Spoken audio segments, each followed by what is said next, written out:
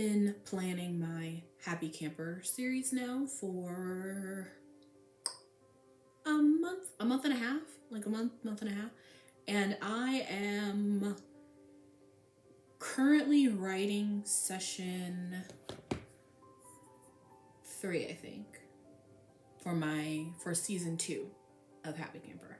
So, okay, my process for me gathering all the materials I will need for my sessions are as follows. First, I figure out what the overall story is going to look like. So I did all of that. There's a whole blog about how I did that. And then once I figure out what the entire season is going to look like, then I need to go through each session and figure out what my players will have the option of interacting with, create my NPCs, and then get all of the materials that I need, specifically like NPC pictures and visuals and things like that, and then put them all into the platform. For everything I have in my system, I'm pretty happy with everything I have up to my session 2. So that's my session 0, my session 1, my session 2, pretty much written out. Essentially, the session 0 is pretty much scripted because it's really just world building and introducing the characters, because we are going to be doing a character planning session tonight.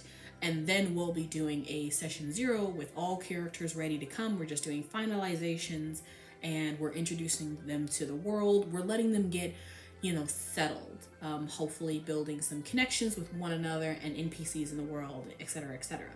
In session 1, we finally get to see them embark on their adventure.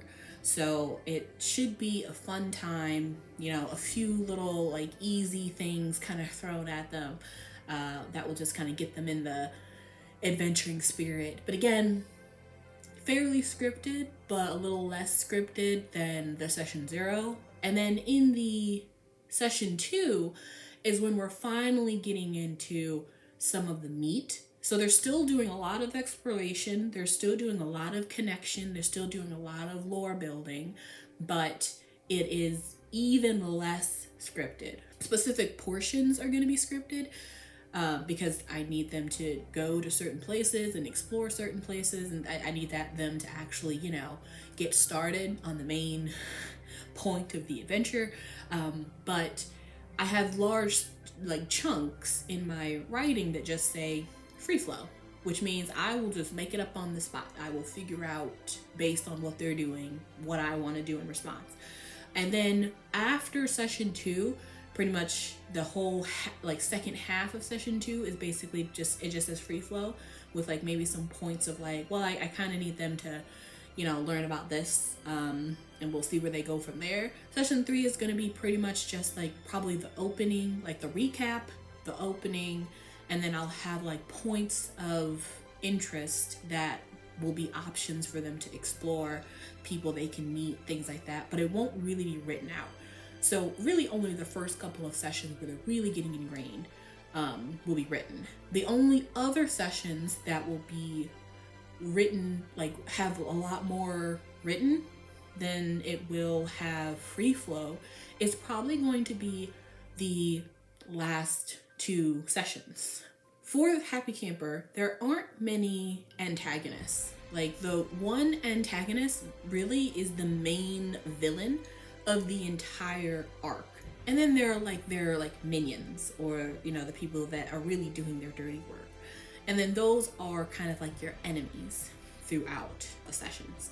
The majority of the interactions that the players will really have on a consistent basis is actually going to be with the NPCs. Remember that this is a summer camp. It's if there was a summer camp but it was in medieval 5e, what would that look like? That's kind of what this is, which means there are counselors, there's staff, there's other campers, and they're all NPCs. Most of them are neutral until they either become a friend or an enemy of you. So that all depends on the level of interaction that you have with them over the course of knowing them. So the majority of session 1 and 2 are really just delving into what their purpose is, what their mission is, essentially, like what the adventure is all about, and then gaining a list of potential allies. So right now I am working on session 3 of my season 2 Happy Camper, but I'm already getting to a point where I'm going to be doing less writing and more just like adding, okay, this is all is going to be free flow, they can go wherever they want, and making sure I have like the maps and the pictures and things like that I need for each one. As I've mentioned before, it's real difficult for me to do just one thing at a time. So because I have 2 other campaigns I'd like to run after this one, I figured I would just start working on one of them.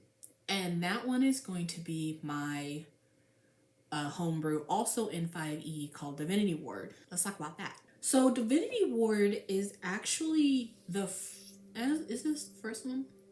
This is the first 5e homebrew I wrote. Happy Camper was actually the second, even though it was the first one that I piloted and ran, and I'm still running.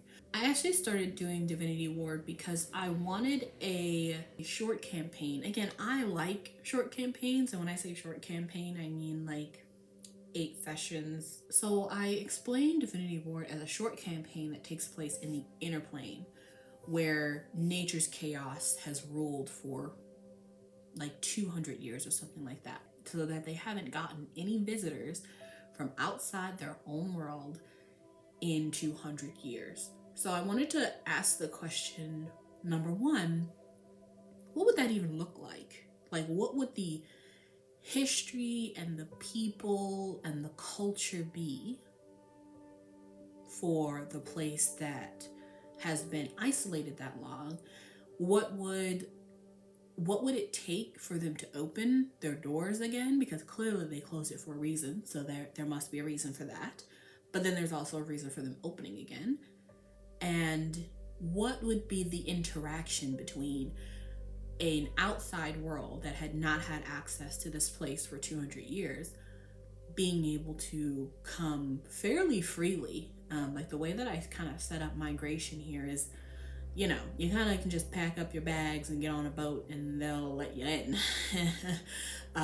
There are some prerequisites, but in general, it's not a difficult immigration process. Like, for a place that's been isolated for 200 years, for people to just let everybody come in, that's going to be an interesting dynamic. And I wanted to explore that in a very specific way, specifically through historical religious themes. So essentially, newcomers are attracted to, you know, this, essentially, it's not a new world really, but in their eyes it is, because they haven't had access to it for a long time. And then this new world isn't ungoverned. They have a government system. It's just a religious government system.